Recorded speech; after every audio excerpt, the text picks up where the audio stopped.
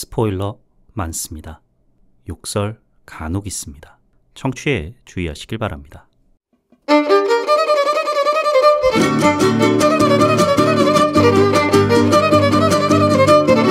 콘텐츠 대홍수시대. 요즘 뭐 보시나요? 전 이거 봅니다. 요즘 뭐 봄? 난 이거 봄. 2025 4월 마지막 주 금주의 팝콘 무비 시작합니다.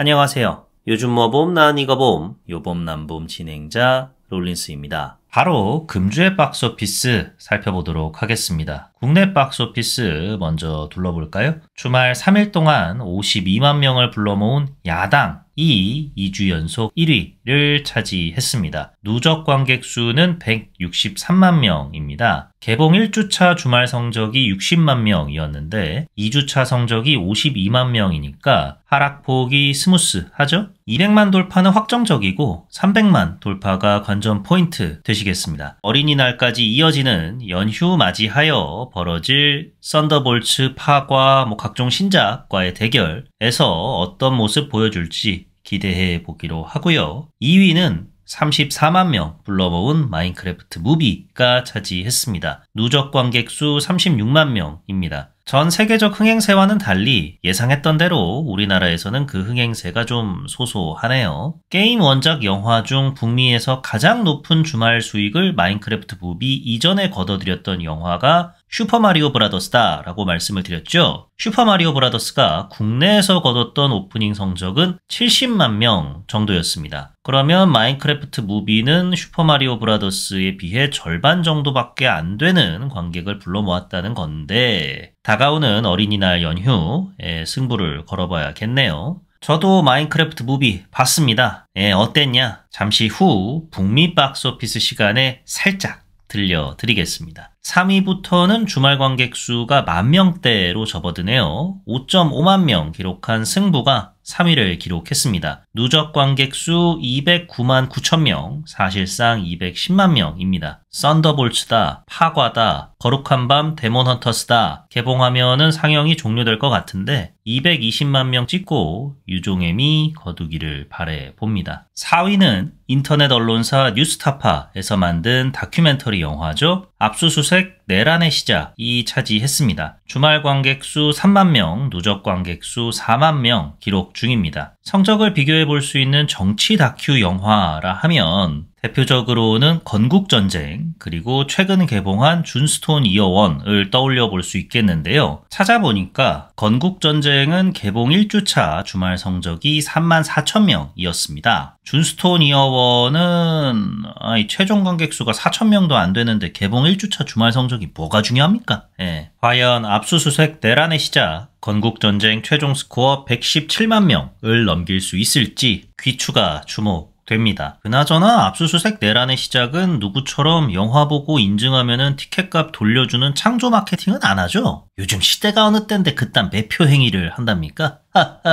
그 다음에 주목해 볼 만한 작품은 이미 VOD로 공개 중인 콘클라베가 주말 동안 14,000명을 불러 모으며 전주 15위에서 6위로 순위가 껑충 올랐는데요. 아무래도 프란시스코 교황의 선종 소식이 영향을 끼친 것 같습니다. 누적 관객 수 29만 명으로 잘만 하면 30만 명 돌파 가능해 보입니다. 여기까지가 국내 박스오피스였고요. 북미 박스오피스로 넘어가 보겠습니다. 앞으로는 북미 박스오피스 소식 전해드릴 때마다 참고 말씀 먼저 드려야겠습니다. 제가 언급하는 수익은 금요일 티켓 판매량과 예매 추이를 근거로 박스오피스 모조 등 사이트에서 집계한 어디까지나 예상 수익입니다. 한국 시간으로 화요일에 실질 수익이 발표되고요. 따라서 제가 지금 말씀드리는 수익, 그로 인한 순위 등이 변동될 가능성이 있습니다. 이 점 참고하시고 들어주시면 감사하겠습니다. 이 말씀을 왜 앞으로 북미 박스오피스 소식 전해드릴 때마다 전해드려야겠구나 라고 다짐을 했느냐. 4,200만 달러를 벌어들이며 2주 연속 1위 자리에 오른 라이언 쿠글러 감독 연출 마이클 B. 조던 배우 주연작 시너스, 국내 개봉명 시너스, 죄인들 때문입니다. 야, 잠깐만. 너 지난 팝콘 무비 에피소드 드라이브 인 타이페이에서 마인크래프트 무비가 4,500만 불로 1위를 차지했고 시너스가 4,000만 불로 2위 했다고 했잖아. 어째서 시너스가 2주 연속 1위냐? 제가 지난 에피소드에서 이 1위와 2위 간의 예상 수익 차이가 500만 불이나 난다. 과연 뒤집힐지 지켜보기로 하고요. 라 말씀을 드렸죠. 지난주 화요일에 실질 수익이 발표됐는데 시너스가 4,800만 불로 1위, 마인크래프트 무비가 4,000만 불로 2위에 랭크되었어요. 아니 그 10만 불대로 차이가 나가지고 순위가 역전된 거면 몰라. 4,500만 불이었던 놈은 4,000만 불로 떨어지고 4,000만 불이었던 놈은 4,800만 불로 높아지면 이거 어쩌라는 거예요. 예측을 이따위로 하니까 암만 생각해도 저는 잘못이 없진 않죠. 예, 좀 더 알아보고 말씀을 드렸어야 했는데 아니 알아보려 해도 일요일에는 다들 그렇게 얘기하니까 저라고 별수 아닙니다. 예, 앞으로도 이런 일이 생길 수 있고 그렇다고 금주의 박스오피스를 화요일 다 지나서 말씀드리자니 너무 늦을 것 같고 등등 해서 당부의 말씀을 매 순간 고지 드리는 것이 더 낫다고 판단을 했습니다. 이해 부탁드립니다. 그럼 시너스의 흥행 성적 한번 토파 보겠습니다. 개봉 2주차 만에 북미 누적 수익 1억 불을 돌파했습니다. 개봉 수익이 4,800만 불, 2주차 수익이 4,000만 불. 안정적인 감소세죠? 이처럼 북미에서는 승승장구 중인데 전 세계 수익은 썩 신통치 못하다고 합니다. 영국, 독일, 프랑스 등 유럽 주요 국가들에서 개봉을 했는데 1위를 거둔 국가도 없고 수익도 썩 좋지 못하다고 합니다. 해외에서 벌지 못한 성적 북미 시장에서 최대한 벌어들여가지고 제작비 9천만 불 회수에 나서야 할 것 같은데 이 같은 흐름세라면은 충분히 가능해 보입니다. 2위를 기록한 작품은 이번에도 화요일이 되면 순위가 역전되려나요? 적어도 이번만큼은 절대 그럴 일이 없어 보입니다. 왜냐? 1위와 격차가 1,500만 불이나 나거든요. 이게 역전되면은 박스오피스 수익 예측하는 업체들 문 닫아야죠. 주말 동안 2,500만 불의 수익을 거둔 어카운턴트 2가 2위에 랭크됐습니다. 벤 애플렉 배우 주연 영화 어카운턴트의 9년 만의 후속작인데요. 역시나 벤 애플렉 배우가 2편의 주인공을 맡았고 1편에서 벤 애플렉의 스포 나갑니다. 어카운턴트 안 보신 분들은 한 15초, 20초 건너뛰기 해주시면 감사하겠습니다. 극 중에서 알고 보니 벤 애플렉의 동생이었던 마블 퍼니셔로 현재 맹활약 중인 존 번탈 배우와 함께 이런저런 사건을 해결하는 내용을 2편에서는 담고 있다고 합니다. 1편의 북미 흥행 성적이 8,600만 불입니다. 전세계 누적 수익은 1억 5천만 불이었고요. 어마무시한 흥행 성적은 아니었지만 제작비 4,400만 불을 고려했을 때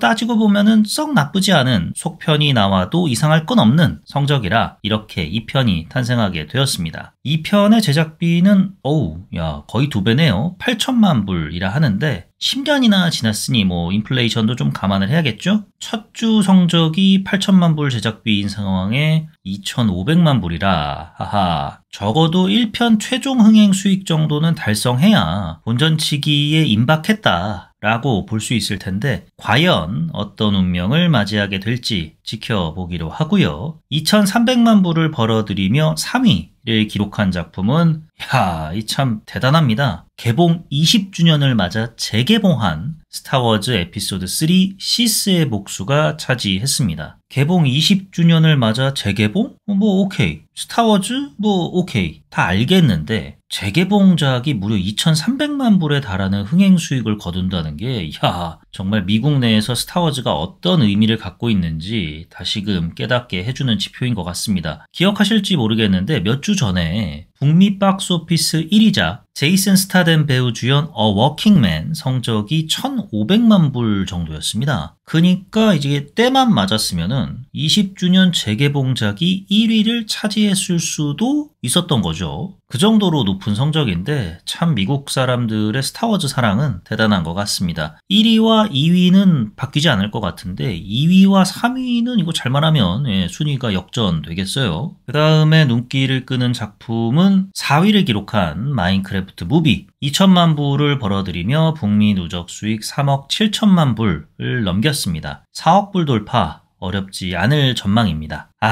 제가 마인크래프트 무비 봤는데 진짜 이해를 못하겠어요. 도당체 왜 이렇게까지 흥행을 하는지도 잘 모르겠고 무엇보다 이 관람 등급이 이게 맞아 싶더라고요. 이 영화가 미국에서는 PG, 우리나라로 치면은 이제 전체 관람가와 12세 관람가 사이의 등급을 받았습니다. 한국에서는 12세 관람가고요.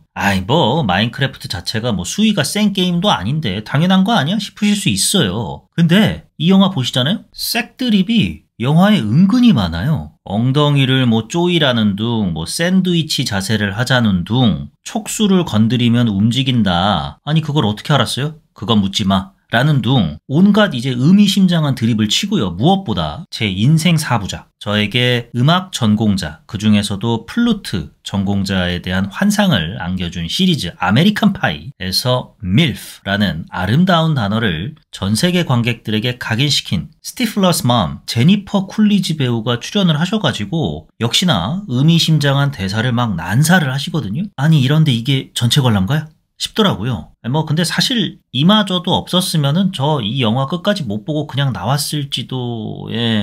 자세한 이야기는 요봄남봄 에피소드에서 곧 만나보시기로 하고요. 국내에서만큼은 앞서 언급한 그 어느 영화보다 더 큰 화제를 불러 모으고 있는 작품이죠. 킹 오브 킹스. 400만 불 정도를 벌어들이며 6위에 랭크됐습니다. 수익으로 보나 순위로 보나 그렇게 인상적이진 않고 부활절 시즌도 지나가면서 반등의 기미조차 보이지 않게 됐지만 북미 누적 수익 5,400만 불을 넘기면서 봉준호 감독의 기생충이 북미 시장에서 거둔 한국인 감독 작품 최고 흥행 수익 5,384만 달러를 앞지르게 되었습니다. 장성호 감독님을 비롯한 킹 오브 킹스 제작진 여러분 진심으로 축하드립니다. 지금까지 금주의 박스오피스 시간이었고요. 본격적인 이야기 넘어가 보도록 하겠습니다. 요즘 봄 난 이거 봄 요봄 남봄 4월 마지막 주 금주의 팝콘 무비 해벅 지금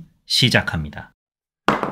넷플릭스 영화 해벅은 큰 혼란, 대파괴라는 영어 단어 뜻에서 유추할 수 있듯 액션 영화입니다. 인도네시아 영화 레이드 시리즈로 전 세계에 이름을 알린 가렛 에반스 감독이 영화 해벅의 연출과 각본을 담당했습니다. 영국 출신 감독이 인도네시아 영화를 연출해서 전 세계에 이름을 알린 뒤에 톰 하디 배우와 손을 잡고 넷플릭스 영화를 선보였다라. 참 독특한 케이스죠. 레이드 시리즈, 한국에서는 레이드 첫 번째 습격, 레이드 2 반격의 서막이라는 제목으로 개봉한 작품인데요. 줄거리는 매우 간단합니다. 경찰 특공대가 범죄자 때려잡으러 그들의 소굴인 낡은 아파트에 잠입을 했는데 정체가 이제 뽀록이 납니다. 순식간에 외부와 연결된 모든 출입문이 봉쇄되고 경찰 특공대 한 명 한 명 범죄자 집단에 의해 사망하기에 이르죠. 남아있는 특공대원들은 어떻게든 탈출하기 위해서 사투를 벌이게 되는데 여기까지가 1편 내용이고요. 2편 내용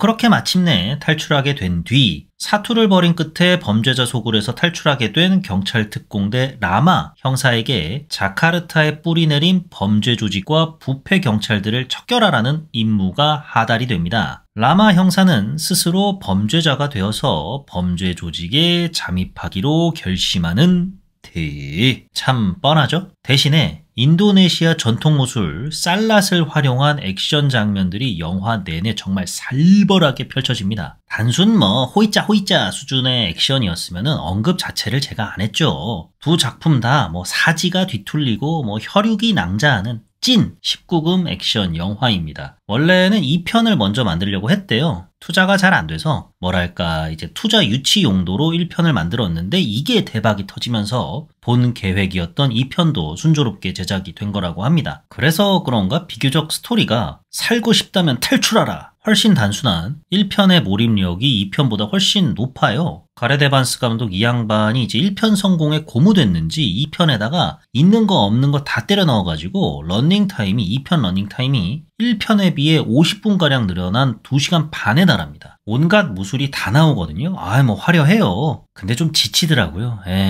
2편 전개도 근본적으로 뻔하기는 하지만 산만했고 레이드 한 번도 안 보셨다면은 저는 1편 적극 추천드리고 2편은 내가 1편 액션에 정말 뿅 갔다. 이건 내 스타일이야. 라고 하셨다면 뭐 관람을 권해드리는데 뭐 나쁘지 않은 액션 영화였어요. 수준으로 1편의 감상을 마치셨다면 2편은 굳이 안 보셔도 된다. 이렇게 말씀드릴 수 있겠습니다. 그렇게 전 세계적 관심을 모은 레이드 시리즈, 주인공 라마 역을 맡은 이코 우웨이스 배우는 할리우드 진출에 성공을 했고요. 마크 월버그 배우 주연작 마일 22, 왕년의 액션스타 총집합하는 영화죠. 익스펜더블 최신편 4편에도 출연을 하면서 승승장구 중입니다. 이코 우웨이스 배우와 역대급 무술 장면을 선사했던 야얀 루히안 배우는 존 윅 3편에서 아이고 윅 선생님 제가 평소에 존경했습니다 하면서 몇 번이고 존 윅 봐주는 아시아 출신 킬러 있잖아요. 그 킬러 역할을 맡았습니다. 그럼 감독은 어떨까요? 가렛 에반스 감독 넷플릭스와의 협업이 이번이 처음은 아닙니다. 레이드 2편 연출 이후에 미스터리 호러 장르인 넷플릭스 영화 복수의 사도의 연출과 각본을 맡아 2018년에 선보였습니다.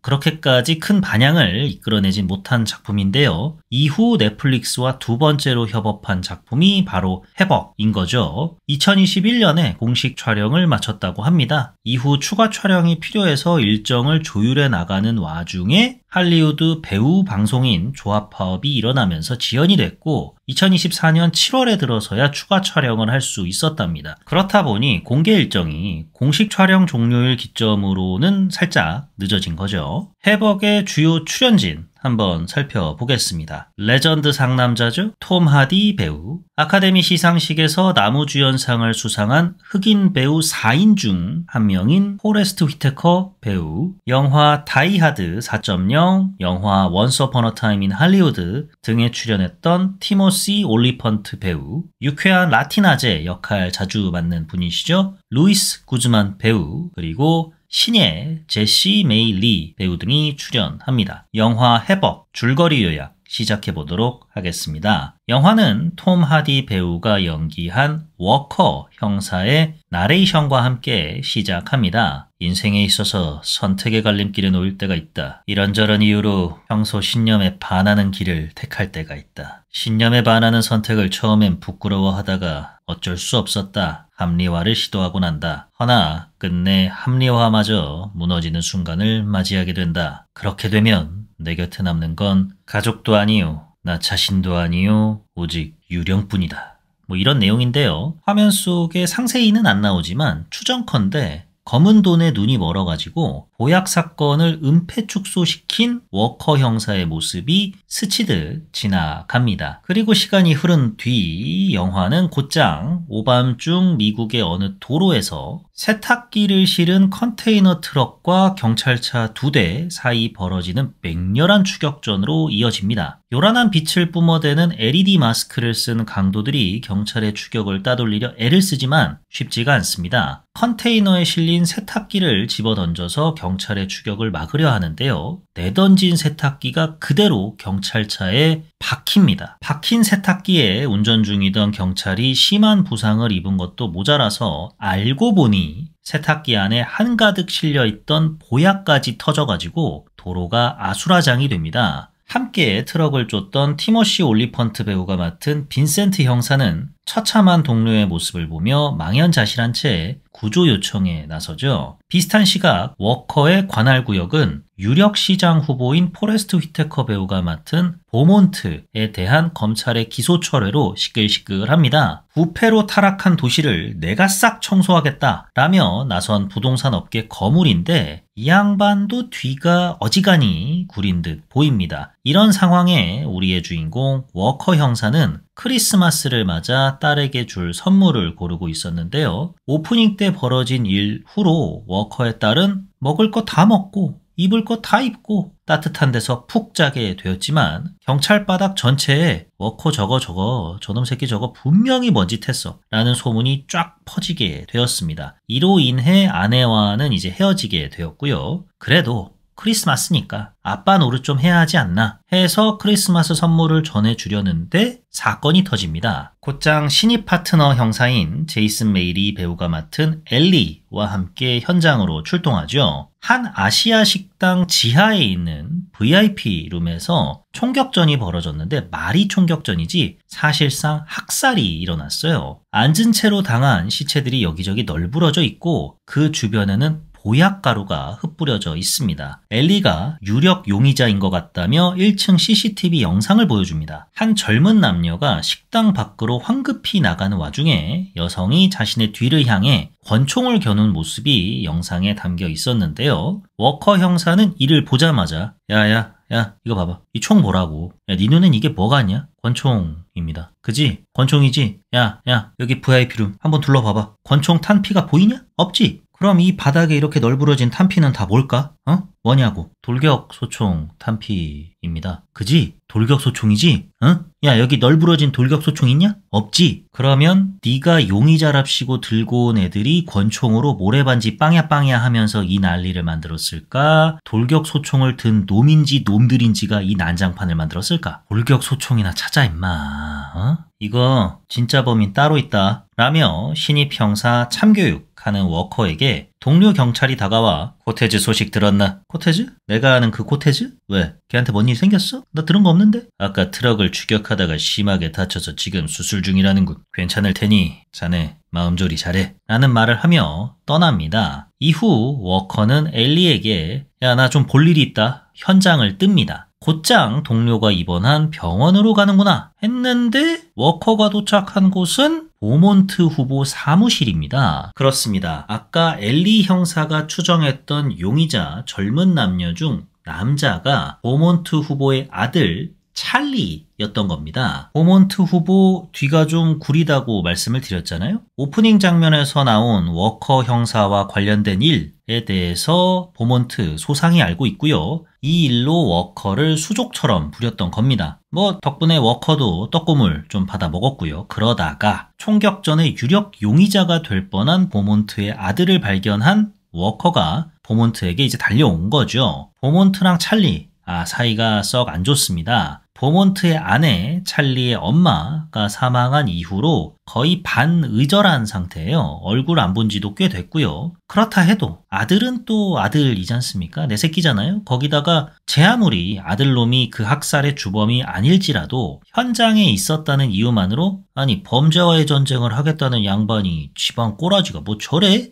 하면서 선거에서 불리하게 작용할 수도 있지 않습니까? 시끌시끌해지겠죠? 보몬트는 당장 아들놈을 찾아달라 워커에게 부탁을 하고 워커는 앞으로 인연을 이어가지 않는 것을 조건으로 이를 수락합니다. 문제는 아시아 식당 VIP룸에서 반격 한번 못 해보고 돌격소총에 몸 전체가 걸레짝이 된 피해자. 대체 정체가 뭐냐? 바로 중국 거대 조직 보스가 금지오겹으로 귀하게 키운 아들이었던 겁니다. 금지오겹으로 키웠는데 모전자전인지 그냥 개망나니 새끼예요. 찰리가 개망나니 아들놈의 차를 뿌렸는데 이거를 눈 감아주는 조건으로 세탁기 실은 컨테이너 트럭을 갖고 오라고 한 겁니다. 찰리는 그 세탁기 안에 보약이 들었던 걸 몰랐던 거고요. 그렇게 어찌저찌 경찰을 따돌려가지고 그 세탁기 트럭을 갖고 왔는데 그 안에서 이제 그 난리가 난 거죠. 아들 장례를 치러주러 개망나니 새끼의 어머니 삼합회 보스가 미국으로 왕림을 하십니다. 일단 찰리와 그의 여자친구가 용의선상에는 있으니까 포스 뿜뿜 보스마님 아들의 비서에게 찰리인지 뭔지 그 새끼 잡아와. 못 잡아오면 너도 뒤지는 줄 알아. 명령하죠. 사실 이 비서 개망나니 아들 사망 관련해 이런저런 일로 영화 초반부터 얽히고 설킨 인물인 대. 과연 워커와 보스마님 중 누가 먼저 찰리를 찾게 될까요? 비서놈이 숨기고 있는 건 무엇일까요? 다 떠나서 누가 개망나니 아들을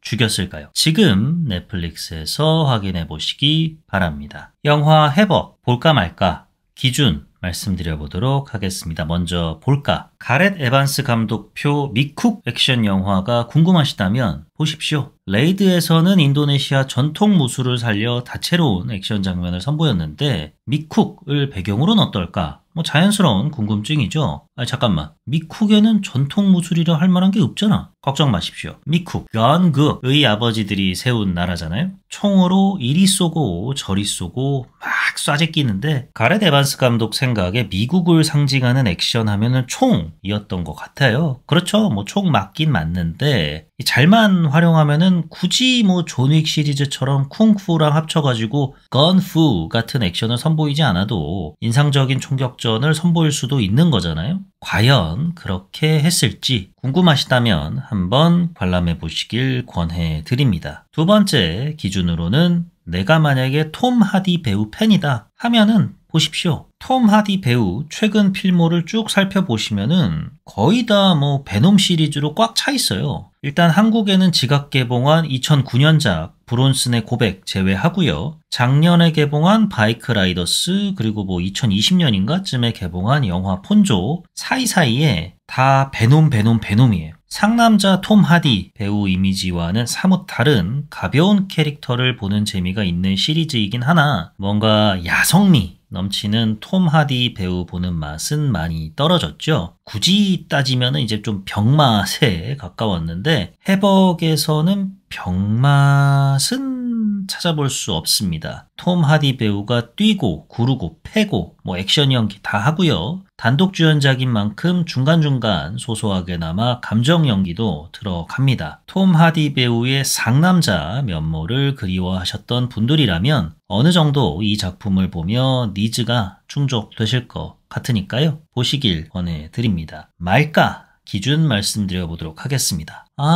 가렛 에반스, 야, 내가 레이드 진짜 재밌게 봤어. 무술이 막 휘몰아치잖아, 어? 야, 그럼 여기서도 그렇겠네? 기대하셨다면 보지 마십시오. 영화 시작하자마자 펼쳐지는 그 경찰들이 세탁기 실은 화물차 추격하는 장면 이후로 영화 상영 시간 50분 될 때까지 그럴듯한 액션 장면 하나 나오지 않습니다. 그 이후에 이제 액션 장면들이 쫙 펼쳐지긴 하는데 아니 야 레이드 시리즈에서는 거의 5분에 한 번씩 치고받고 싸웠잖아. 어? 여기서는 왜 이제서야 라는 생각이 듭니다. 할리우드, 넷플릭스 영화니까 더 빵빵하게 시종일관 치고받고 터지는 영화겠지? 라고 기대하셨다면 굳이 보실 필요 없다고 말씀드리고 싶습니다. 그 다음에 말가 기준으로는 내가 개연성과 핍진성을 그래도 좀 중요시한다 라고 하신다면 보지 마십시오. 사실 이거는 웬만한 영화에 다 해당하는 말가 기준이긴 하죠. 그래도 이 정도 자기적인 설정이나 급전개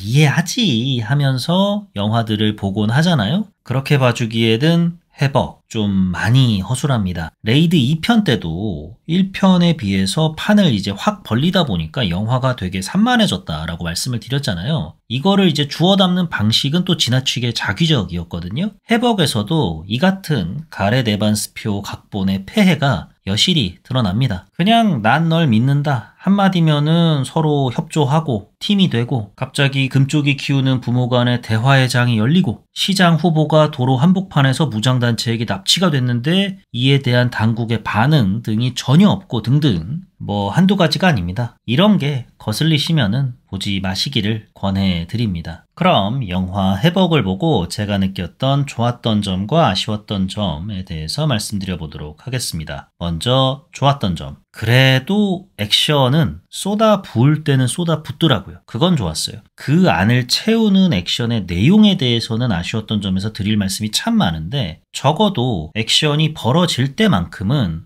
레이드에서 봤던 것처럼 휘몰아치긴 합니다. 레이드에서 그 성격을 이어와서 주로 실내, 좁은 공간, 한정된 무대에서 온갖 이제 뭐 총 쏘고 뭐 석궁 쏘고 막 칼싸움하고 막 난리가 나는데 거칠고 무식하게 보일 때도 있지만 뭔가가 쏟아진다는 맛은 살아 있었습니다. 또 앞에서 언급을 했듯이 한정된 공간 안에서 이제 몸으로 때우는 액션들이 계속해서 나오는데요. 이거는 감독의 어떤 특유의 색깔이 이어지는 연장선처럼 저는 느껴졌습니다. 탁 트인 곳에서 액션을 보여준다기보다는 꽉 막힌 곳에서 도망갈 곳은 없다라는 절박감 같은 것을 캐릭터들에게 입혀가지고 관객들로 하여금 결국 이 판의 생존자는 누가 될까라는 궁금증을 안겨준다는 점, 이것은 가렛 에반스표 액션이 계속해서 이어지고 있다라는 걸로 받아들여져서 보는데 뭐 반갑더라고요. 오프닝에서 보여줬던 추격전 장면도 저는 CG와 실제 촬영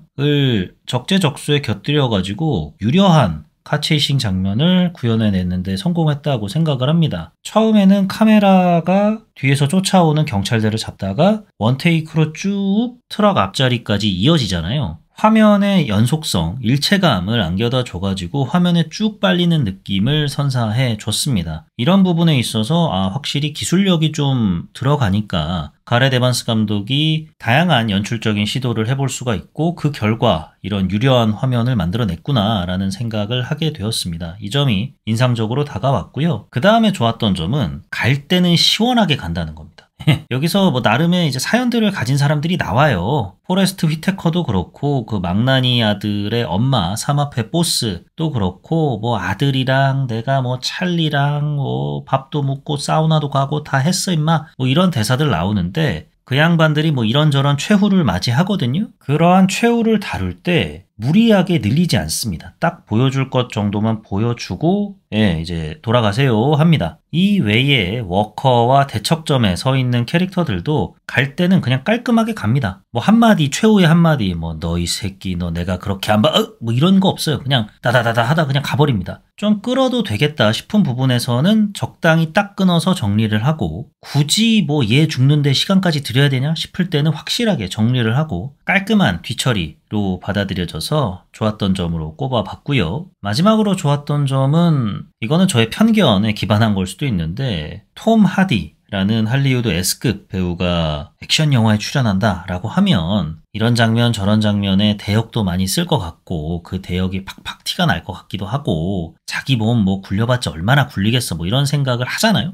이 영화에서는 톰 하디 배우 정말 고생합니다. 던지고 구르고 쏘고 맞고 뭐 치고 받고 뭐 다 해요. 대역 활용을 카메라 워킹으로 속인 장면들도 분명히 있겠죠. 그럼에도 티가 그닥 나지 않고 톰 하디 배우의 그 처절한 몸부림이 영화에 배어 있어서 보는데 배우가 몸을 사리지 않는구나 라는 느낌을 받아서 액션 장면에 더욱더 몰입할 수 있다라는 장점이 있었습니다. 여기까지가 영화 해벅을 보고 제가 느꼈던 좋았던 점이고요. 아쉬웠던 점에 대해서 말씀을 드리자면 저는 어차피 이 작품을 볼 때 각본상으로는 큰 기대를 안 했어요. 왜냐하면 가렛 에반스 감독의 전작 레이드 1편, 레이드 2편에서 느꼈던 게 이 양반은 각본을 쓰면 안 된다 였거든요. 왜냐하면 1편은 너무나도 단순 명료한 플롯 아래 영화가 전개되기 때문에 뭐 여기에 대단히 꼬아놓을 것도 없고 전개가 산만하고 이상해질 것도 없어요. 스토리는 명료하고 그 명료한 스토리대로 이야기가 전개되면서 중간중간에 정말 화려한 액션이 연일 펼쳐지니까 영화가 참 개운하다. 뒷맛도 깔끔하다라는 인상을 안겨다 줬거든요. 그러다가 2편이 되면서 판이 벌어지다 보니까 이 작가 가렛 에반스의 한계가 여실히 드러났는데 이 작가에게 있어서 어떤 인물 간의 관계, 갈등 구조, 그로 인해서 벌어지는 캐릭터 간 긴장, 이거는 전부 액션씬을 이어붙이기 위한 핑계에 불과해요. 왜냐하면 사건들 간의 인과관계는 희미하고요. 캐릭터 간의 긴장감은 빈약합니다. 서사가 아니라 액션이 나오다가 휴게실처럼 잠깐 쉬어가는 구조로 작용을 한 거죠. 결국에는 레이드 2편, 이야기의 완성도라기보다는 액션이 가진 순간순간의 힘만으로 버티려고 했거든요. 근데 이게 계속해서 이어지다 보니까 지쳤던 거고요. 일단 해벅의 간략한 줄거리와 예고편을 봤을 때 밀폐된 공간에서 벌어지는 단순 명료한 스토리가 아니다 보니까 판이 어느 정도는 벌어져 있는 이야기라는 건데 이거는 가렛 에반스 감독이 못하는 거니까 그래 스토리는 좀 내려놓고 보자. 액션으로 좀 치유를 받아야겠어 라는 생각으로 봤어요. 그래도 레이드 2편 지치기는 했지만 액션 장면들 화려했잖아 했는데 여기서 총을 막 쏘거든요. 막 쏘는데 너무 무식합니다. 그냥 갈기고 봐요. 진짜. 처음에는 이 같은 총싸움 장면이 좀 리얼리즘처럼 보이긴 했어요. 왜냐면 실제로 총싸움이 벌어진다고 하면은 존 윅이나 뭐 킹스맨에 나왔던 그런 장면들처럼 절도 있게 땅땅땅 그러지 않을 거 아니겠습니까? 그냥 마다다다다다 쏠 거 아니에요. 리얼리즘처럼 보여가지고 봐주려면 봐줄 수 있겠다 하다가 후반부로 가면은 내가 지금 람보를 보고 있나? 코만도를 보고 있나? 그 두 양반들도 이렇게까지 무식하게 총은 안 쐈는데? 라는 생각을 연이어 들게 만듭니다. 이러다 보니까 아니 야 저렇게 총을 쏘는데 주인공은 한 발도 안 맞는다는 게 말이 돼? 라는 생각이 저절로 들게 돼요. 이게 제가 무슨 딴지를 걸고 싶어서 억지로 딴지를 거는 게 아니에요. 보신 분들은 공감을 하실 겁니다. 제 아무리 총으로 벌어지는 개싸움을 보여준다곤 하지만 아니 주인공이 적어도 한 발 정도는 맞아야 지극히 정상일 만큼 총알 세례가 펼쳐지는데 멀쩡하다는 게 이게 말이 되나. 또 총질에 있어서도 개연성, 최소한의 개연성, 이 아작이 난 게 마지막 하이라이트 장면 떠올려 보시면 사마페 보스의 부하들이 톰 하디의 오두막에 총알 세례를 퍼붓잖아요. 아니 처음에는 좀 겁 좀 주겠다 해가지고 두두두두두 쏠 수 있다고 생각합니다. 근데 그 수준이 아니잖아요. 거의 집 한 채가 무너질 정도로 쏴제끼잖아요. 그러다가 찰리가 죽으면 어쩌려고. 포레스트 휘테커 데려다가 야 네 아들이야 잘 봐. 네 아들을 상대로 내가 어떤 짓을 할지 똑똑히 보여줄게. 이걸 하려고 사마페 보스가 포레스트 휘테커까지 납치해가지고 거기까지 데려간 건데 그렇게 총을 쏴제끼면은 찰리 죽어버리죠. 근데 안 죽죠. 여튼 이런 식으로 총질 세례에 최소한의 서사도 없으니까 계속 보다 보면 그냥 무감각해져요. 야 그래 넌 쏴라. 뭐 언젠가는 맞겠지. 그때 영화가 끝나겠지라는 생각으로 이 작품을 감상하게 됩니다. 그 와중에 나름 또 비장미를 넣겠다고 슬로우 모션이 나오거든요. 야 뭐 잭 스나이더 감독의 작품을 보고 영감을 얻었는지 슬로우 모션이 잊을만 하면 나오는데 비장미도 없어요. 왜냐면 결국에는 또 총알이 쏟아지니까. 그리고 또 안 맞으니까. 여러모로 멋대가리 없는 슬로우 모션이었고요. 총기 액션 전후로 해가지고 육박전이 나올 때가 있어요. 순서가 잘못된 게 아니 그냥 총으로 쏘면 되는 거 아니야? 라는 의심이 드는데 일단 치고받습니다. 왜냐면 치고받는 장면을 한번 좀 보여줘야 되니까. 아 내가 그래도 레이드로 명성을 얻은 감독이니까 육박전을 벌이는 장면은 좀 넣어줘야 되지 않을까라는 생각에 순서를 고려하지 않고 아니 저럴 거면은 총은 왜 들고 있대? 총은 장난감이야? 라는 의구심이 들 만한 장면들이 연이어 나와요. 그러다가 마지막에는 총으로 사태를 해결해요. 야 그럴 거였으면 진작에 총을 꺼내서 쏘는 게 낫지 않냐? 라는 생각이 드는 거죠. 이처럼 액션의 밸런스는 무너졌고 리듬은 폭주하기 바쁩니다. 제가 해벅에 가졌던 일말의 기대감이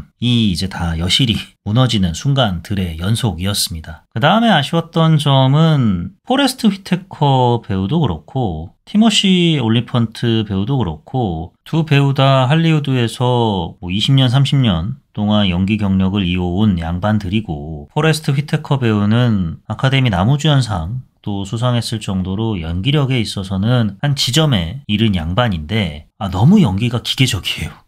캐릭터와 대사가 너무 허접해서 배우가 살리기에는 또 부족했을 수도 있겠습니다만 그래도 포레스트 휘테커인데 좀 어느 정도 캐릭터성을 부여해줄 수 있는 그만의 터치가 있지 않을까 기대를 했는데 아니요. 배우마저 이건 못 살린다라고 판단을 했는지 기계적인 연기로 임합니다. 그나마 영화에서 톰 하디 배우가 맡은 워커를 제외하고 좀 감정적인 분위기를 만들어낼 수 있었던 캐릭터가 바로 포레스트 휘테커 배우가 맡은 보몬트 후보인데 상투적이고 기계적인 연기에 보몬트 후보가 나오면 정작 일말에 고조됐던 감정이입이 사라졌달까요? 이 부분이 참 아쉬웠습니다. 가렛 에반스 감독의 각본 탓이 더 크긴 한데 그래도 그렇지. 휘테커 형님 너무 성의 없으시더라.